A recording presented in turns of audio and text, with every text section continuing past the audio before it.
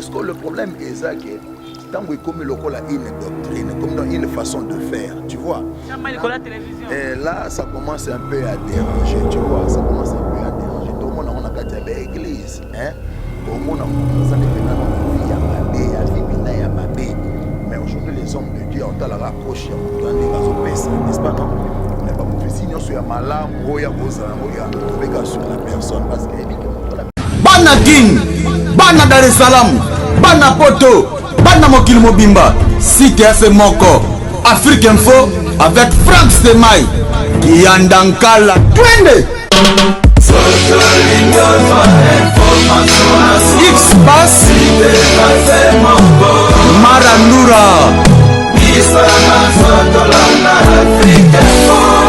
Franck Stemai. Asika Eyena Kinshasa, restaurant l'Orangerie. Restaurant l'Orangerie, Koutia Koussia Balala. Na spécialité na bango, poulet au makala. Poulet au makala, Souka Nelengi. Basuki wanate. Olingi kolia bio, Yakambangu na restaurant l'Orangerie. Na service na bango, cuisine congolaise. Olingi kolia biloko mboka na yo, nyonso ezali. Kote masanga kutu bosa na po nyonso ezali. Ata kutu masanga ya pompe, bazo pompe, pe ozo mela ya malili.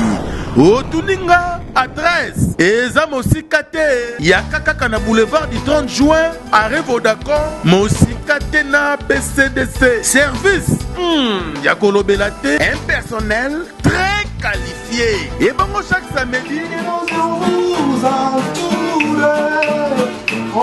Bon après-midi, bon après-midi des fidèles de Glolang, la Lancaster de la presse congolaise, une américaine père de Congo, je vous salue, là vous êtes partout. Babon Nabiso, Narabiso, chaque fois tu as rappelé Nabino, Kosola, Marambo et Bombami, Marambo, et Boye Baraté, sur la verbe, parce que Moussala, les Bosso, nous sommes en Assima, comme Bateau, Bassam, mais la Bisso, Bakito, Baraké, nous sommes la parole de Dieu escalarée internellement. Voilà, au commencement, c'était la parole à parler avec Dieu. Je dis merci à vous tous, voilà, qui va broncher, Nabi, Abozate, avant ou après, Bateau Bazan, pourquoi bonsoir, Bateau Baza avant, bonjour, Bateau Bazan États-Unis, bonjour Nabino, Batangola, Bambo Tebe, Labino, Batunion, partout dans le monde, en Australie, je dis merci à des gens de nos sponsors officiels, il y a Glolang, il y a Afrique Info, je dis merci à Noël Okito, sponsor officiel Afrique Info, merci à il y a Willy Mouchou, le véritable code. Merci à Djongo de la avantageuse pour passer à Gauthier Mascotte. Merci à désolé mon agence privée. Ma mère Méline Zembatous, Pepe Lambeto, le soyez le bienvenu à Kinshasa. Mes parents, couple à moi, il y a bien, voilà des années ensemble. Malolo, merci à toi. Il y a Sylvain Bembe, Jolie Moussunga, je te salue. Merci aussi à les Dynamo, pour passer à Dortenja du Tête à Don de Dieu, Fabou Sentek, les boss américains. Sans oublier encore Babi, vraiment tellement important, c'est mon vieux. Tonton Lusanga, là, tu es aux États-Unis, je te salue. De bonnes choses à toi, c'est le Fatak, merci à toi. Mbayo, merci pour la présence. On va en parler avec un homme de G. Je pense que Azam Moto, déjà, bon, on a Makambo, il est également sur la histoire de 13 ans pour tout. Il y a aussi, après, là, il avait intervenu sur une émission, mon copain, Franck Stemai. Le Toro Solo Anaye, par rapport à prophétie, spiritualité, la mort d'une personne, spiritualité. C'est un monde de spiritualité, mais tu as deux fois. Prophétie, na linga lengo banini. Tu expliquer sur la prophétie. Tu as la Bible. Tu fais la Bible sur l'homme de Dieu. Tu as suis commis de Bandalungwa, na staff Moroza O, il a reconnu.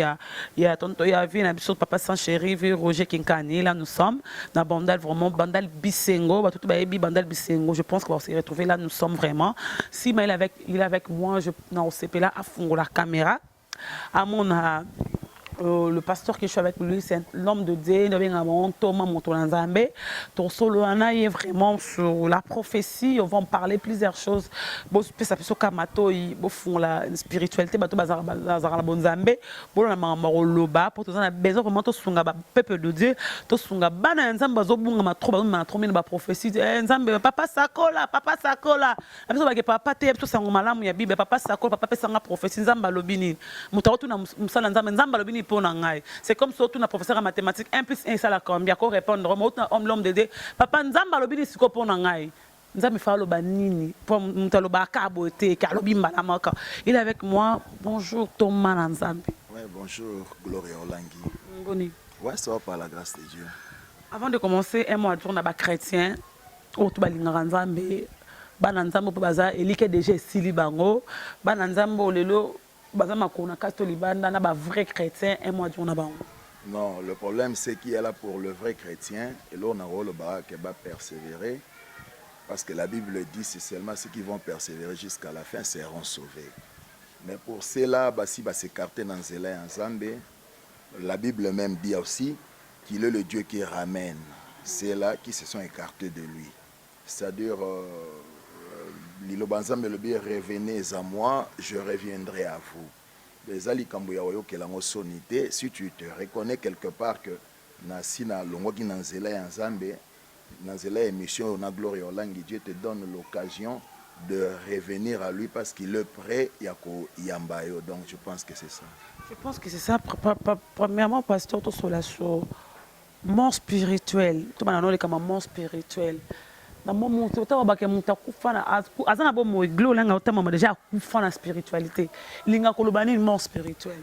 Non, la mort spirituelle c'est juste par rapport à la vie du péché, tu vois. Adam était dans le jardin d'Éden. Le Seigneur lui avait dit que non, le jour où Arolia arbre ya connaissance, il y a bien le mal, il mourra. Et nous connaissons tous, Adam a commis un niveau le serpent est venu séduire sa femme. La femme, à son tour aussi, a transmis le message à son mari. Et Mobali a le fruit interdit par Dieu, tu vois. Et tant qui dans la logique des choses, Adam a coupé physiquement. Mais c'est que nous comprenons que Adam a coupé spirituellement. Donc, c'est-à-dire la mort spirituelle est liée à la vie de péché. Contrairement à la mort physique, où ils allaient séparation constatée, il y a molimo ya mutu nanzoto nae. Donc c'est un peu ça la différence. C'est un peu ça la différence. Est-ce que l'homme de Dieu doit couper deux fois dans le monde spirituel? Balayer deux fois dans le monde spirituel. Te faire comprendre de biso. Pour te dire que tu dans le monde spirituel, alors faire pas couper dans le monde physique. Est-ce que dans le monde l'homme doit couper dans le monde spirituel deux fois, muta couper deux fois dans le monde spirituel? Non, dans la Bible, dans Genèse chapitre 1er, dans Apocalypse chapitre 22, Bazol Belaka a deux morts, c'est-à-dire mort spirituelle, na mort physique. C'est-à-dire mort spirituelle et Zalambalami Baneti. Ça n'a pas existé dans la Bible, même dans l'environnement, dans Mokilindenge Tozo vivre, en tout cas, existe à rater. Et la raison pour laquelle, une fois, Mouto, Botami, Tobotamara déjà n'a péché adamique wana. C'est-à-dire spirituellement déjà na mis en Nzambe tozalaka ba way bien que ozana nzoto ozotambola ozobika mais mutaye kozwa bomoi tangu andimi koyamba Yesu Masia na bomoi na ye lokola mokonzi pe mobikisi. C'est alors nde mutu ayambi siko bomoi ya seko c'est-à-dire bomoi oyo pena esengela yipona mutu à vivre na se ya moi mais dire que mutu akufa deux fois spirituellement ça n'existe pas. Le bon sens peut-être, hein, la personne oyo andimela Yesu Masia après aye kozonga lisusu na bomoine oya kalawana ya tikaki, tu vois. Bible benga bato bongo ba rétrograde, c'est-à-dire bato basali abandon ya foi. Ozomona abandon ya foi, c'est-à-dire lui-même a attiré l'issue la mort vers lui. Mais une personne qui n'a jamais été chrétien, donc on ne peut jamais parler de deux fois mort spirituelle. Non, ça n'a pas existé dans la Bible. Et même dans le naturel, ça n'existe pas. Ça n'existe pas. Je suis avec Thomas Nanzambe, toujours sur la spiritualité, sur la Bible. La Bible. Pasteur, on va expliquer sur la différence entre prophétie, toi prophète, premièrement, évangéliste, apôtre, archibishop, diacre, berger, pasteur. Voilà, tout ça la différence. Bon, en fait, il y a une grande différence dans le sens que, c'est-à-dire, les 5 ministères, c'est un ministère Oyo, Nzamba Pesinakati, la Bible, selon Éphésiens. Et chacun des ministères est un rôle dans le Nakati Église. C'est-à-dire, il y a l'apôtre déjà signifiera l'envoyé, tu vois. Mais surtout, on a des détails qui sont bien, tu vois. Les apôtres azali, prophète azali, mingi na moni oza plus intéressé na likambo prophète, tu vois. Prophète, c'est la personne qui prédit l'avenir. Tu comprends? L'avenir de demain. C'est-à-dire, il prédit le futur. Hein? Mais ce prophète-là, ils en ont préalable pour comme appelé prophète. La première des choses, la personne doit être convertie. Convertie pendant Nandenga solo. Andimela se repentant, andimela yesu lokola mobi qui sipe mokonzi na ye. Et une telle personne, il est aussi baptisé de l'Esprit de Dieu. Et c'est alors maintenant Dieu, dans sa souveraineté, il peut faire de lui un prophète. Tu vois, Dieu fait de lui un prophète. Mais le prophète, ce qui est mal, je ne sais pas si on a anticipé, en notre temps, tout le monde a un prophète sans parole. Tu vois. Or, la base d'un ministère, c'est la parole. Le ministère, c'est premièrement la parole de Dieu, tu vois. Donc, un prophète, c'est la personne qui a la maîtrise de la saine doctrine. Hein. Un prophète, c'est la personne qui connaît les saintes écritures, qui est vraiment versé dans les écritures, parce que Azako exerçait Moussala Naïona selon ces saintes écritures. Or, s'il le fait en dehors, il y a saintes écritures, en tout cas, il faut douter de lui-même, douter même de ces dons-là, c'est ça. Voilà, lelo toujours mon église mingi ou l'église de réveil, c'est comme si les obungi sabana nzambe na nzela. Yaka vraiment na ko sakola pona yo makambo nzamba lo akoloba pa nanga. Nzamba koloba nga na ko sakola yaka zo prophétie makambo botama na vie et batama na vie na. C'est comme si nzoto mto sakola comme molimo nzambe. Comment tu appelles une personne yaka na ko sakola? Yaka venez à moi, romona makambo na ko sala, romona bomona. Pasteur atomboli banderole comme moi Jésus-Christ mouké mais hier mon na photo naé mais quand c'était pas le cas lelo et comment ko salema ko leka lelo nzamba Jésus-Christ a comment sima au monde qui atomboli bonheur venez l'homme de Dieu tel et tel venez vivre le miracle de Dieu. Mais comme il y a nzambe mouké ba comment on a sou comme il y a yo moi za munene sa base de quoi le monde évolue comme le monde Android yango nyonso comment changer. D'abord, premièrement, prophétiser, hein? C'est prédire sous l'inspiration divine. C'est-à-dire, il faut ça sous l'inspiration divine. Là, nous comprenons directement que cela ne dépend pas de l'homme, ne dépend pas de la personne qui prophétise, mais dépend de Dieu. Tu vois? Donc, Dieu envoie la prophétie à son temps. Pour nape et comme la moutou oye a programme qui y est mokonzambe. Mais quand ça devient comme je dirais quoi, likambu moko boye nanu ya osaka mutasi a messa na yaka na prophétiser pour na yaka na osala pour na yo boye. Là en tout cas mes bien-aimés, il faut faire très attention. Parce que le diable aussi dans la Bible est l'exception noir sur blanc. Voilà. Il peut prophétiser, hein? Il prophétise aussi. Même Moïse a fait si bana Israël bagarre de fou. Alors ce que muta prophétisé pour na yo, eto pour na bino. Bosé la prophétie on a un accomplissement na yango, n'est-ce pas? Ce que s'accomplir, c'est-à-dire beaucoup mis sans âme. Mais ce que la même personne a commis comme mabino na banzela, o eza contraire na liloba yanzambe, c'est-à-dire il faut le rejeter. Mais il y a les longs des eaux, ça la moi pas si, prophétie programmée, ça me dit, il y a qu'à prophétiser pour nous en fait. Moi je sais que la prophétie par excellence, c'est la parole de Dieu, tu vois. Il faut te tirer, ça peut conformer à l'île mais toute prophétie, se conformer à l'île bien aimé, il faut vraiment qu'on rejette radicalement, donc c'est un peu ça. Pour rejeter vraiment. Naïbité, pasteur Zaninga m'a tout dans mon corps. Bible dit que le projet que je vous ai promis, ce n'est pas des projets de malheur, c'est des projets de prospérité. Mais l'autre, c'est comme s'il y a des pasteurs malheur beaucoup. Naïbi que moi dans mon histoire on peut bien autant en mouquet mon agent Baptiste tant Jésus-Christ aillé abino nga ko baptiser il faut baptiser Jésus-Christ il a répondu laissez faire naturel et naturel salima naturel parce que c'était pas le moment pour Jésus-Christ. On a vu même Jésus-Christ il y avait de limites c'est bleu musuza za ko benga na musu ba bengi ba mataponi ba keyi ma expliquer ba tante poni na tiki bino mais le l'homme de Dieu au termine cher ba ke maele za ba singo za ndoki mayo za ba bina ngozo kufa kalate. Exemple, par exemple, ex-musicien moto ebaki, il était chez Kofi Olomide, on parle de GF, je pense que mon amour paye bandal, oyebi pe moi monde on pour moi kala moi ndambo yebi histoire oyo GF on a qui messa Kofi les lois sont des commencé qui prophète et banité lui il est là pour prophétiser sur la mort batuka bakufa bakisi ya batu il a prophétisé pour tel a kufa prophétisé pour tel a kufi aujourd'hui il a prophétisé que bientôt j'y vais pas au kufa toi que l'homme de Dieu nzambe na bino comme baka ndenga mabe malama lo basute. Bon, en fait, le problème, c'est que nous devons premièrement savoir, Nzambe alingala liwa ya muto masumuti. S'il est venu dans ce monde, dans la chair, c'était pour sauver l'humanité, c'était pour qu'abi qui s'abattu ya masumu. Donc, ce côté nakati ya bonzambo, côté même nakati ya Bible, projet Nzambe, vraiment même pour ça na ezalaka te que muto ya masumu akufa tant que tel. Ce qui est mort des gens Nzambe azoboya ke muto masumu akufa tant que tel. Et bon siko ngayo nazara mosali.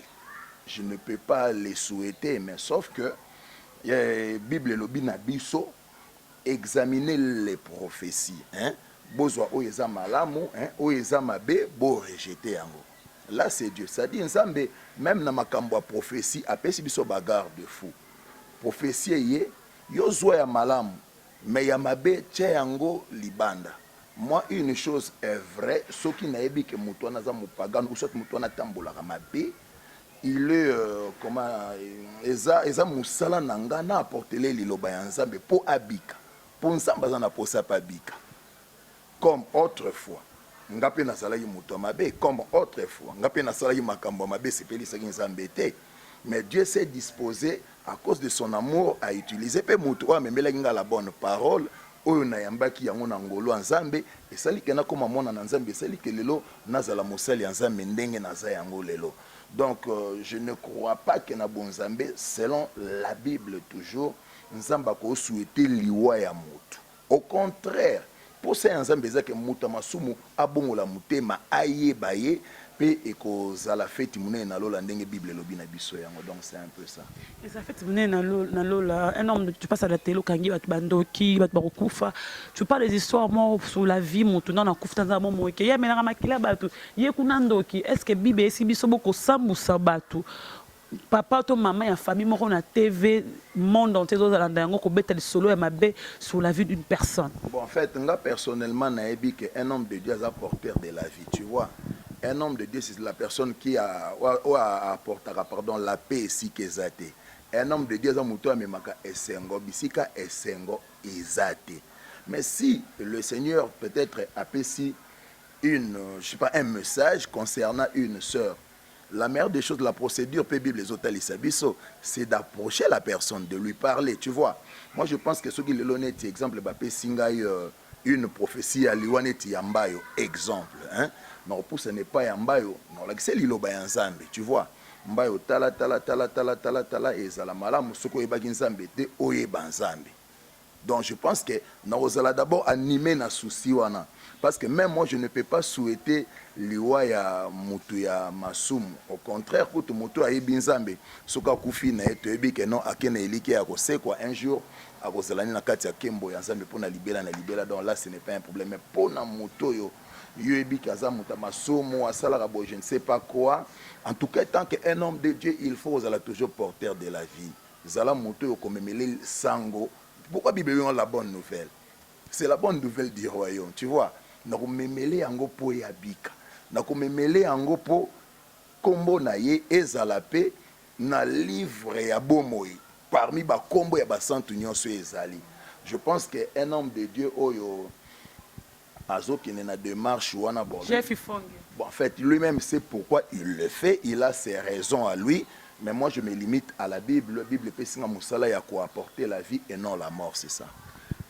Passer à la télé, dans ma binangaï, dans mon sermon nanda kuku nanda nanda kuana, a robot alo, a rosa zemi courir qui est-ce que professeur ko kata la terre au continent.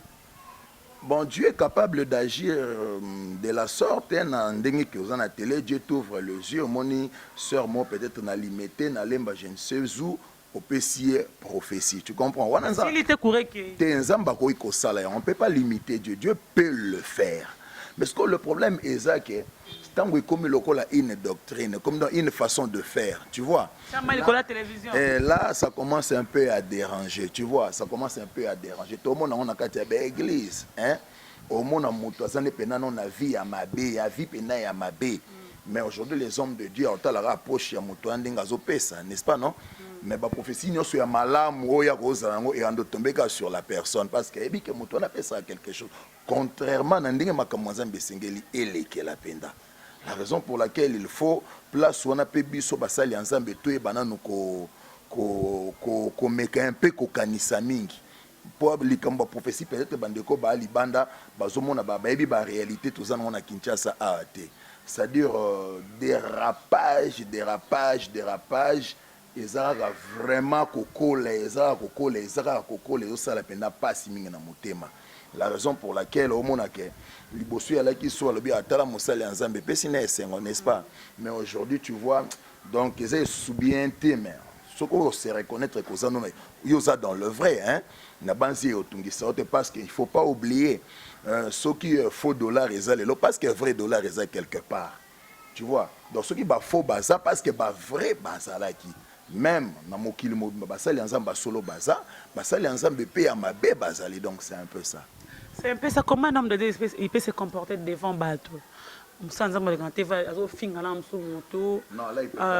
yo, moi c'est n'angale qu'on a kitoko, yo, ça niveau moi c'est n'angale dans mon n'ingana autant que homme de Dieu, il peut se comporter comme un homme de Dieu ou se comporter devant bateau. Non maman, un homme de Dieu c'est un modèle. Est-ce que vous avez Yesu Massia qui est notre maître, autant sur le pas de Jésus. Tu bien un disciple pourquoi? Parce que tozolanda nzela oya tambola qui c'est ça. Si le Seigneur n'a pas fait ça, est-ce que vous êtes salon pour nani? Ceux qui bat Paul, bat Pierre, au bas précédent qui sont dans le royaume, bas sala qui ont été, vous êtes au salon pourquoi? Allez-y comprendre un tel homme de Dieu.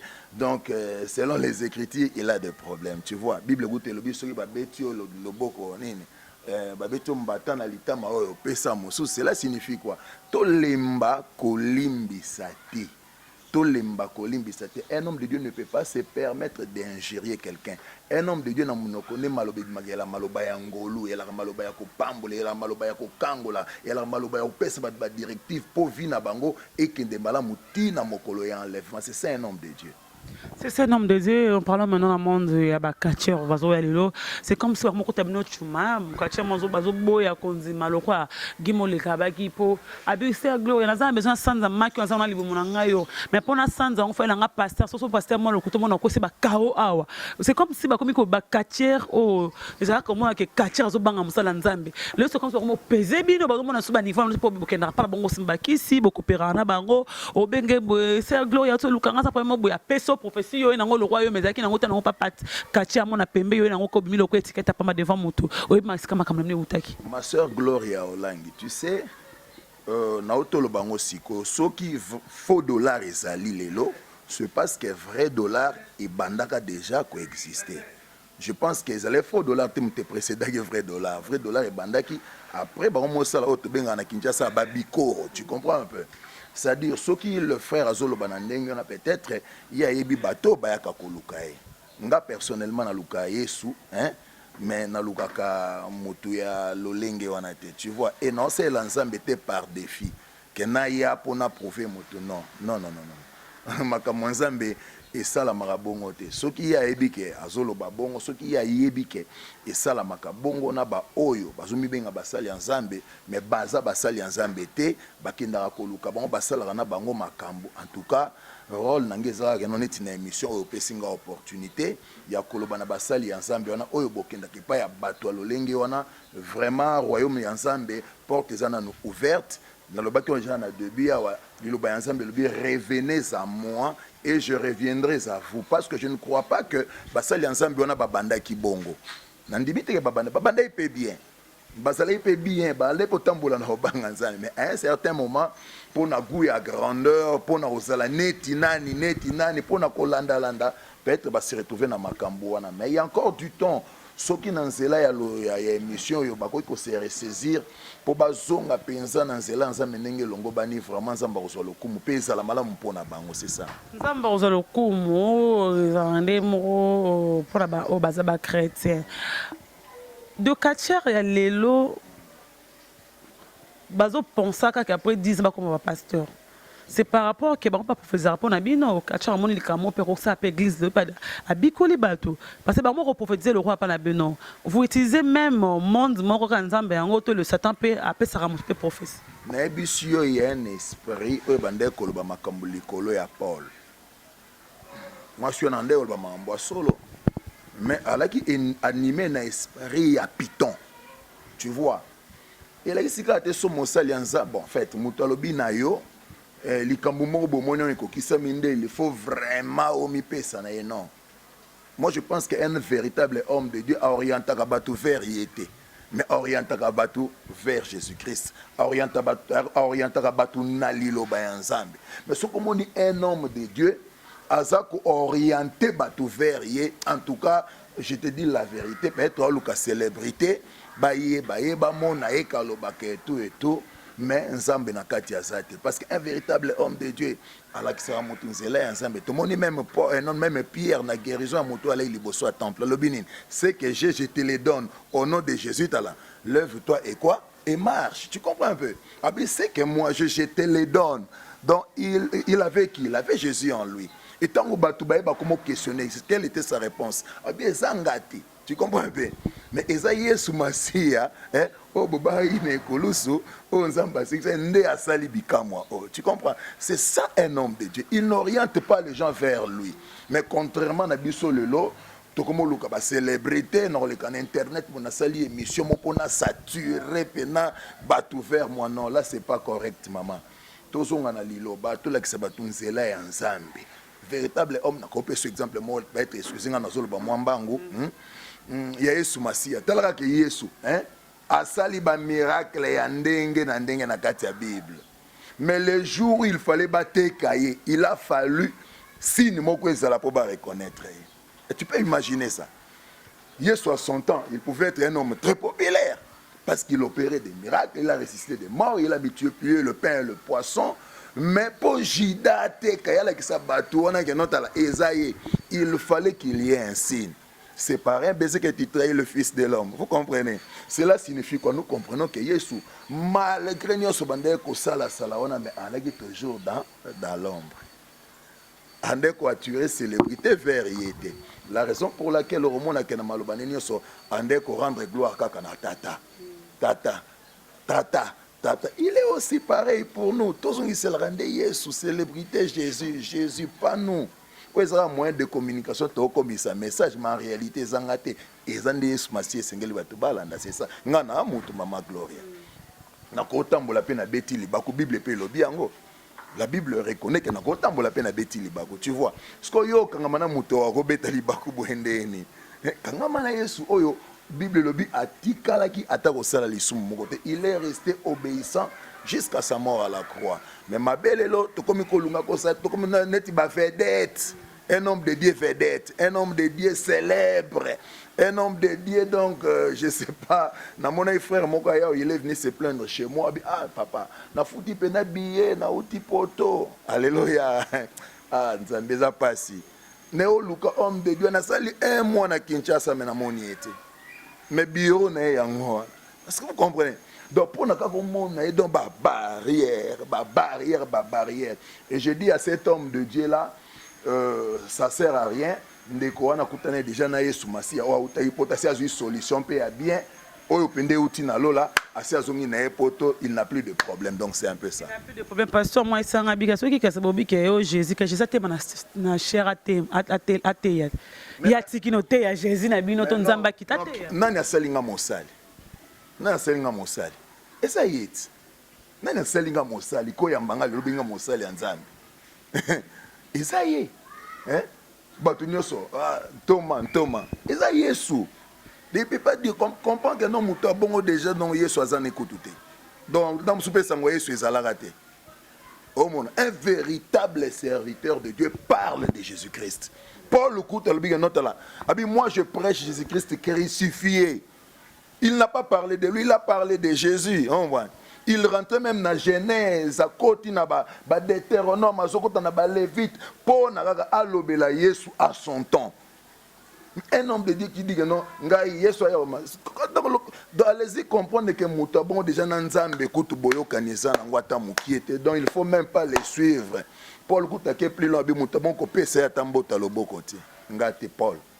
Ko pesa mbota loboko te moment na ba kacher batakisi bosani ba ma prière ya bino nanu. Pesa nka mbona somba biloko boyeboye. Soki makambo na ngo simbi apopesa ngambongo na nga suite. Moment na yepa musala nzamba bano ngamna faut pesa no 10 mois et moi $1000. Tu n'as créé à $100. Si on paie si tout le monde a yamboté.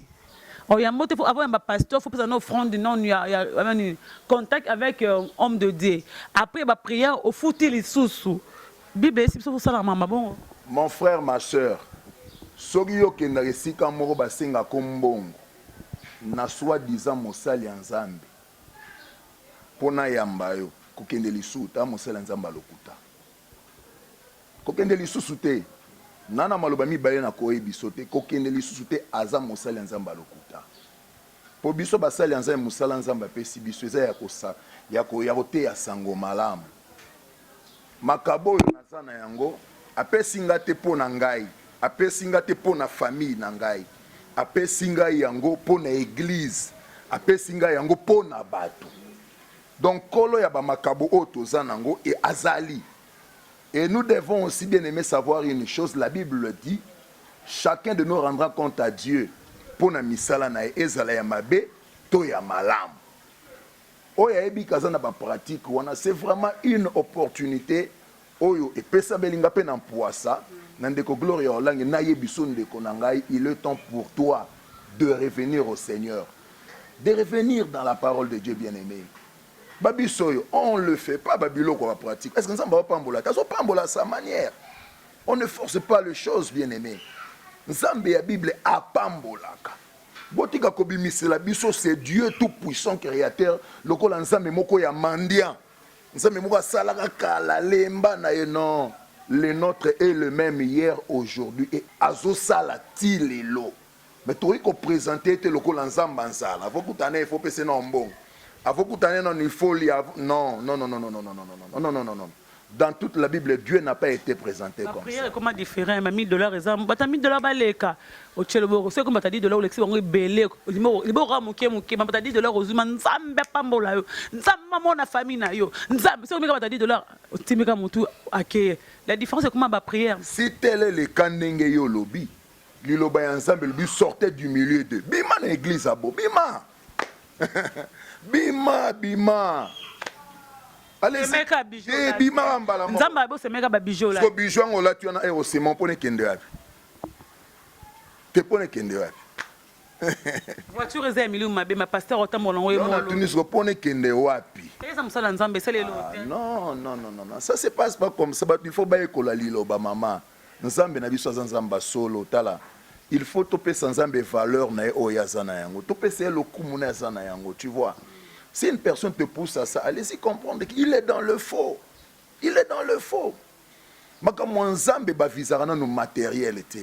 Si Jésus-Christ est venu dans ce monde, il a souffert jusqu'à mourir à la croix nue. Et il était pour un millionnaire. Il était pour un milliardaire parce qu'à son temps, il coûtera déjà Batubazobala. Akutara déjà batbalaka na misala, akutara déjà que batbalaka na bambon. Bible hôtel ça batbalé na bambon à son époque. Bible hôtel c'est que Pierre allait déjà marié à son époque quand Jésus était là. Mais il est mort à la croix pour sauver nos âmes. Jean allait là dans Apocalypse chapitre 5 parce qu'il y avait personne où il y a aucun condiment souffrance ou on a pour batubabika. Mais celle Jésus se présentait pe andimi akufela yonanga. N'ébite toi ça kana na makambo ngo n'ébite évangile opone comme la biso à gloria olangi ma sœur ozo micro otielanga boena loba bato ba kufa sérieusement tu vois na sur bato bazana moi connaissance ba oyeba même makambo salamanite na mboko lwa Madagascar tu vois la persécution à Madagascar bato ba kufa sérieusement pour na évangile et comme la biso ndenge et comme lelo. Donc c'est le mot ya osakana nango tie zate ya okine nango ndenge bat bazoki nango wana non ça passe ils soit pené ça la passe donc c'est un peu ça je ça passe même tout le monde le bas que évangile les a ofélé mais évangélisation ils a ofélé té celui qui donne le moyen, c'est Dieu. Ce Nzamba Tindio a solo à disposer tout le moyen nécessaire pour objectif latin. Ce n'est pas à l'homme d'aider Dieu. Ce n'est pas à l'homme de forcer ce qui non, c'est Dieu seul ce qui a tindi moto à se disposer dans ma campagne pour que atteindre l'objectif. Donc c'est un peu ça. Merci l'homme de Dieu, nous sommes arrivés à la fin. Moi, je non, bien aimé, le but mépriser la prophétie, mais to examiner yango. Comment examiner yango? Soit prophétie na yo, tiens on a kati la Bible tala. Ce qui est conforme na liloba nzambe olobi amen. Hein? Dans l'ancien temps, il y a une lome bando benga Orim Tumin. Orim Tumin il y a qui objet moko bo souverain sacrificateur abandaro lata na kingo na e. Ce qui mutaya lobi que non zamba lobelinga. Balobani kinde liboso souverain sacrificateur alati Orim Tumin. Loba maloba nzambe ebisaki yo. Ce mutu alobi maloba, ce Orim Tumin na mwinda epeli. Et la qui c'est nzambe mutu alobi. Vous comprenez? Ce qui mouinda est pelité et la qui est non malobane et outil et pas en zambe. Te moutouana on va dire automatiquement sanctionné. Or Urim Tumin aujourd'hui c'est la Bible. Ce qui mouta lobelio et loko soit tant ya ko examiner yango na liloba en zambe. Est-ce que ça conforme pende loko mouta lobi? Parce que les à peu près peut exister. Nous parlons à peu près, mais ce n'est pas la vérité. Mais la vérité pure, c'est dans la parole de Dieu. Vraiment, la commission Nzambe pour ce moment au Pessinga ya Kosolo Lisolo Nzambe na mwangongo to passer na ensemble et vraiment la commission Nzambe na remercier au Gloria Olangi, na remercier le frère qui nous a donné ces lieux, notre grand frère Roger Kinkani, hein. Na pesier vraiment ba merci Nzamba Pambolae ndengazo continuer au PSRABIS espace pour tout ça la musalo tout ça la penapesi héros dans l'ombre kuna bambote na pesi banderonio so bazar vraiment bambote Nzambe azwa lokumu merci. Merci beaucoup, nous sommes arrivés à la fin. Je dis merci à NLN, Nathalie Collet, mon grand frère dedans.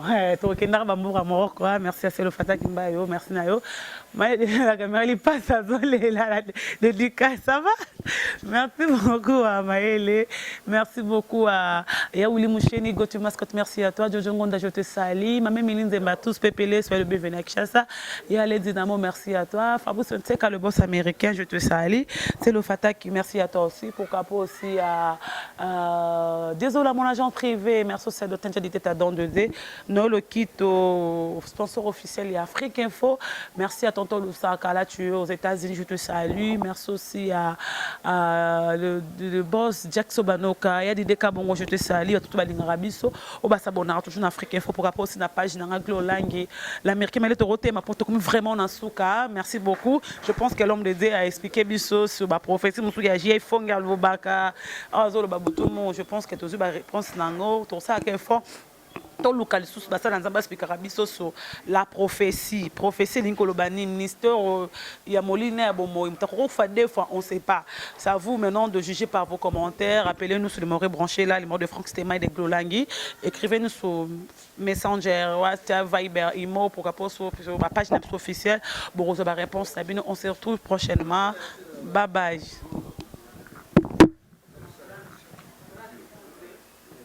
Asika Eye na Kinshasa. Restaurant l'Orangerie. Restaurant l'Orangerie. Koutia Kusia Balala. Na spécialité na bango. Poulet au makala. Poulet au makala. Souka nelengi. Basuki wanate. Olingi kolia bio. Yakambangu na restaurant l'Orangerie. Na service na bango. Cuisine congolaise. Olingi kolia biloko mboka na yo. Nyonso ezali kote masanga kutu bosana po nyonso ezali ata kutu masanga ya pompe bazo pompe pe ozomela ya malili otuninga adresse eza mosika te ya kaka na boulevard du 30 juin arrêt Vodacom mosika te na BCDC service ya kolobela te un personnel très qualifié et bango chaque samedi Bana King, Bana Dar es Salaam, Bana Poto, Bana Mokil Mobimba, CTF Moko, Afrique Info avec Franck Stémaï, Yandankala, Twende. Social information.